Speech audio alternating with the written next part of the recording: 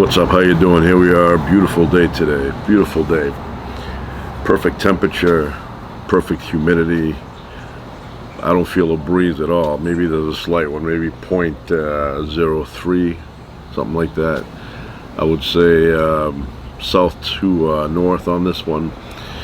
But just a day that gives you a feeling of well-being. Have a little bit lemonade here. And I'll tell you this right now, I prefer, this is Simply Lemonade. Very good brand. They make great orange juice. I prefer the lemonade to be just lemonade. They've added in here a little bit of raspberry, which is fine, but, you know, I prefer just straight up lemonade. But good enough. And I have a ton of ice here.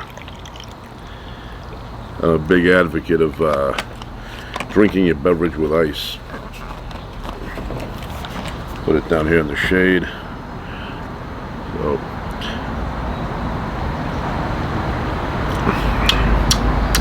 and the reason I say I prefer it without the raspberry, because raspberry gives it a bit of a candy flavor. You know, like you're having like candy at the mall.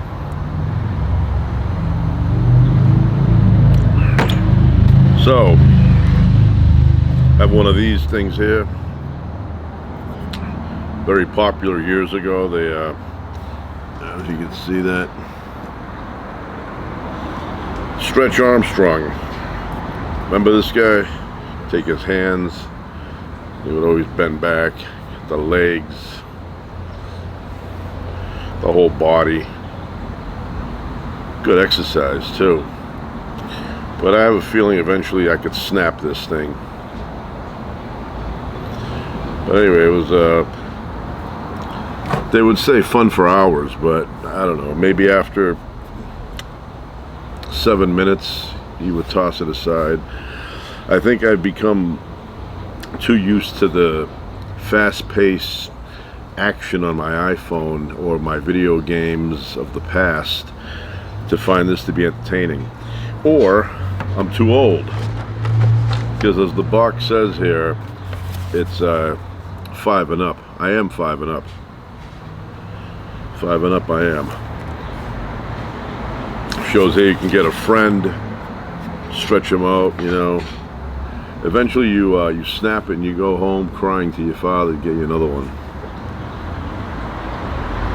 And I don't know why, I used to think that it was a bigger, I don't know, maybe they've shrunken, or they've shranked it at him. You know, maybe they shrank him down to this. But I used to think it was about that big of a doll in the old days, the original. But I open the box up and I find this miniature thing, you know. But whoever invented this, man, did they make millions back then? They said, I have an idea. I've been working on a chemical in my lab at MIT, and it has properties of stretching and then coming back to the original shape. Maybe if I make a doll that looks like Aquaman, we can make millions. They probably saw the Evel Knievel thing make millions of dollars, and they said, let's go down that path. So anyway, that's a good toy for a kid of the 80s and before. Refreshing. And of course, my friend, the Incredible Hulk. The Incredible Hulk, who's green. It makes no sense, but I guess they ran out of the different paints in the shop and they only had green available. They made it like that. You know what this reminds me of? This angry, you know, growling personality. That show Young Turks, that Cenk, I think it's Cenk, spelled with a C though, like Cenk, but it's Cenk. I hear a lot of people, you know, they pronounce his name and it's all different pronunciations, but I think the main one is Cenk with like a J sound. Uygur, I think it's Uygur, not Felix Unger. I don't know why I'm thinking Unger. I think it's Uygur, U-Y. But when he gets passionate, it reminds me of this. Reminds me of this. He gets very, saliva flying out, and rage. Get the eyes going. Looks angry. Gets loud. I'm telling you, you gotta calm down, man. That distracting anger thing throws people off when they hear you. They kind of go on the other side of the issue after. But I've actually bumped into him in real life. A couple of years back, we made eye contact a few times. I remember him, but no way he remembers me. But he made eye contact with me and walked by me a few times. And I said, "Oh, that's that guy from the Young Turks." At first I was thinking Fine Young Cannibals, but I go, "No, that's the band. It's the Fine Young Turks," but there's no Fine. It's just Young Turks. I watch it. Sometimes I agree, sometimes I don't. I agree with him. There are times, and then there are times I don't agree. So, and then that Anna Kasparian, what a cool name, Kasparian. Sounds like a superhero, Kasparian, or the name you would have if you're undercover as a superhero. That would be like your hidden identity. It would be like, that's Anna Kasparian. She's really, and you fill in the blank of what kind of superhero she would be. But I find her very, very, very logical. I agree with her on a lot of things. Her arguments are kind of less emotional and more logic-based. And I appreciate her. I listen to her, and I say, yeah, making a lot of sense there. So, but I used to watch it a lot more. Now I haven't watched it in a bit, but when the election was going on, I would watch them like nightly, all the time. And I'm pretty sure I bumped into her one time, and I'll tell you if it fits right. If it doesn't fit right, then it wasn't her. It looked like her face, but I'm not gonna say where I was because I don't want to give away her area. But I was in an area not too far from here, and it was early in the morning. Hint one, early in the morning, and she was jogging. Now, if she goes out jogging early in the morning, then that was her, because everything matched, everything. But like some people look similar with other people, so maybe it wasn't her. But I did see somebody who did resemble her, and I thought that it was her. But anyway, that Cenk reminds me of this when he gets passionate. And when I saw him in real life, he was quiet. He looked calm. Actually, he was with his wife where I saw him. So, seems like a nice guy. Asiktir. But, yeah. So, I used to watch that a lot more than now. Now the election is gone, and, I've kind of like settled back, and I watch other things now.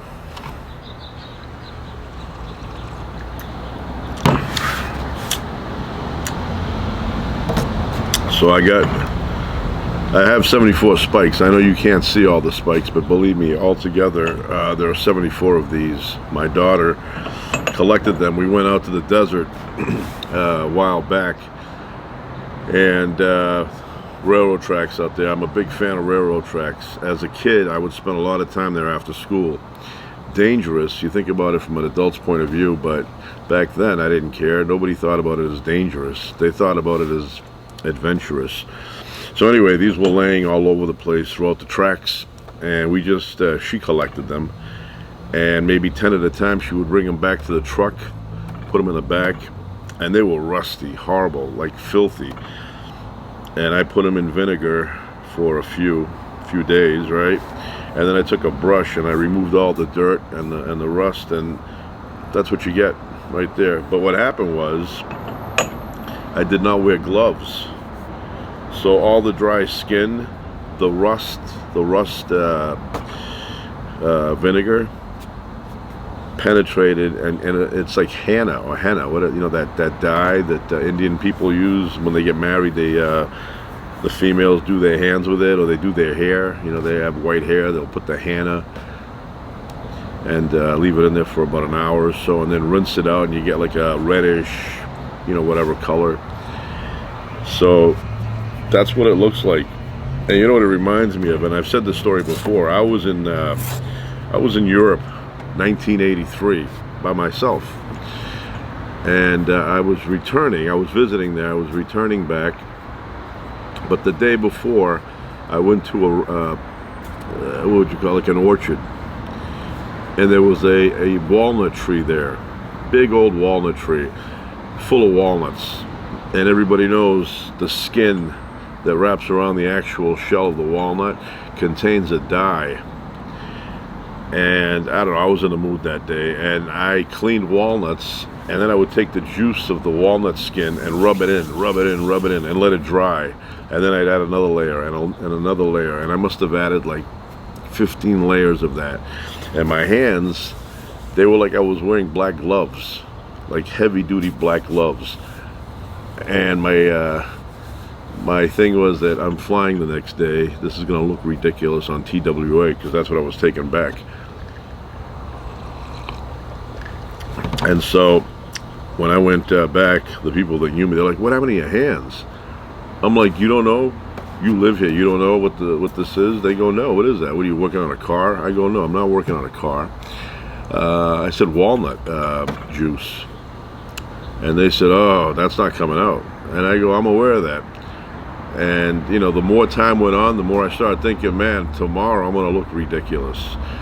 So anyway, one lady there, she said to me, "Why don't you fill up this tub with warm water and a cup of bleach and let your hands sit in there for a little bit?"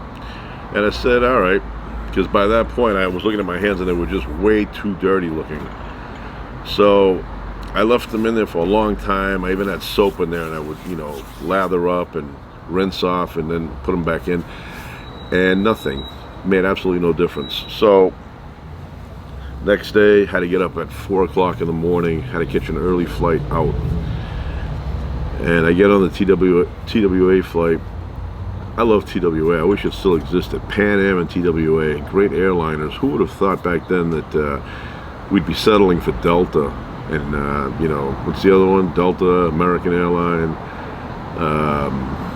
Southwest. Back then it was like major power names.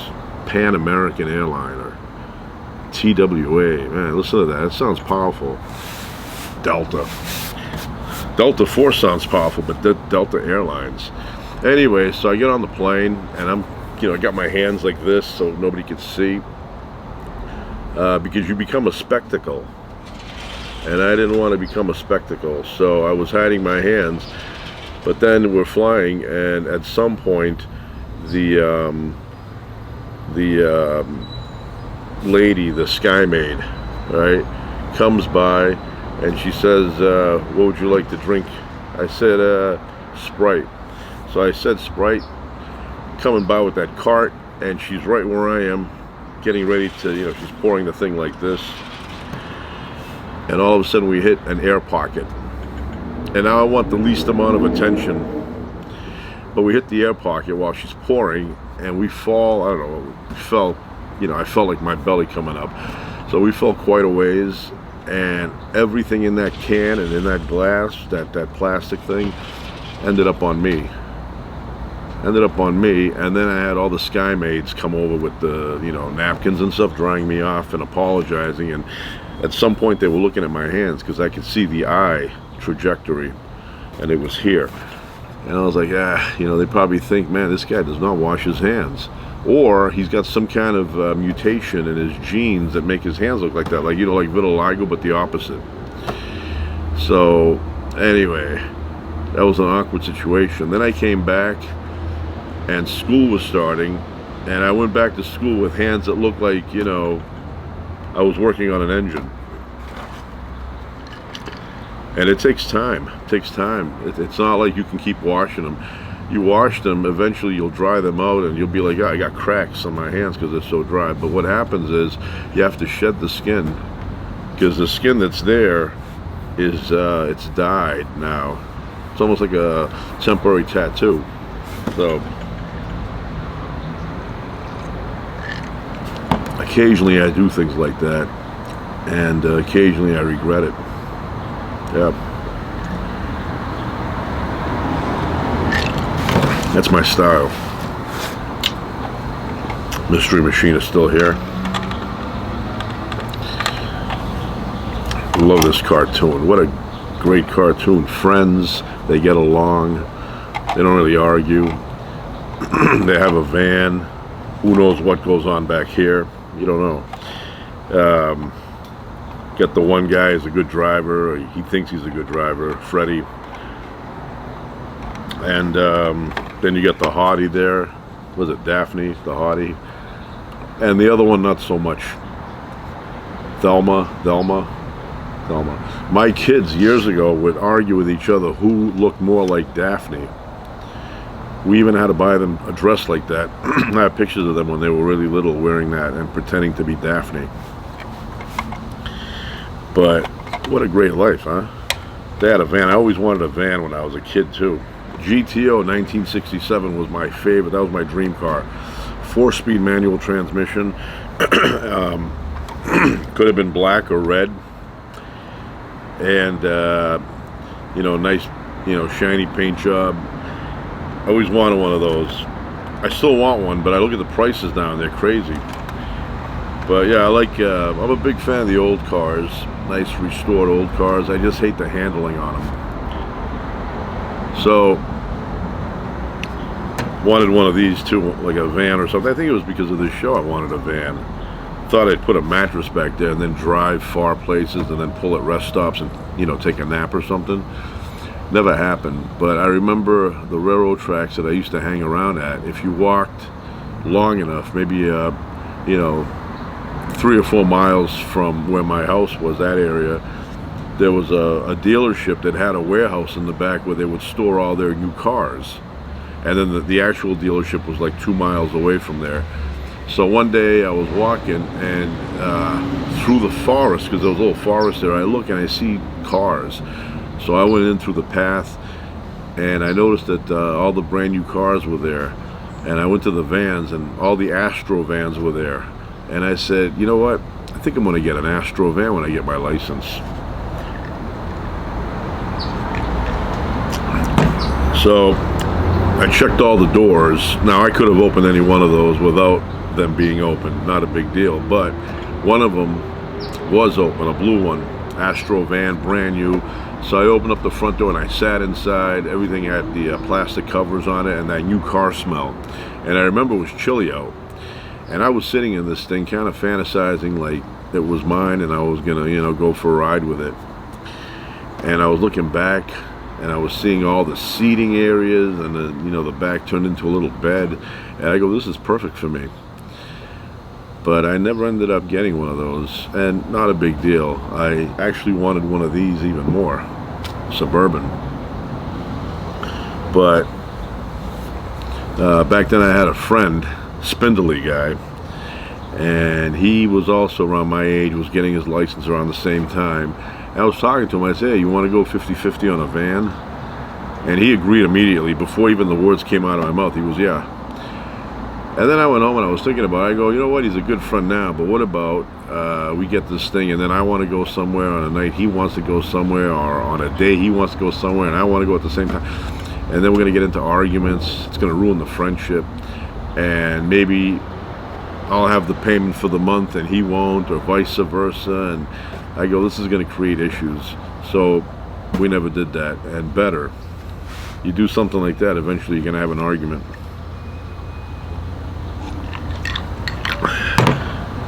Anyway,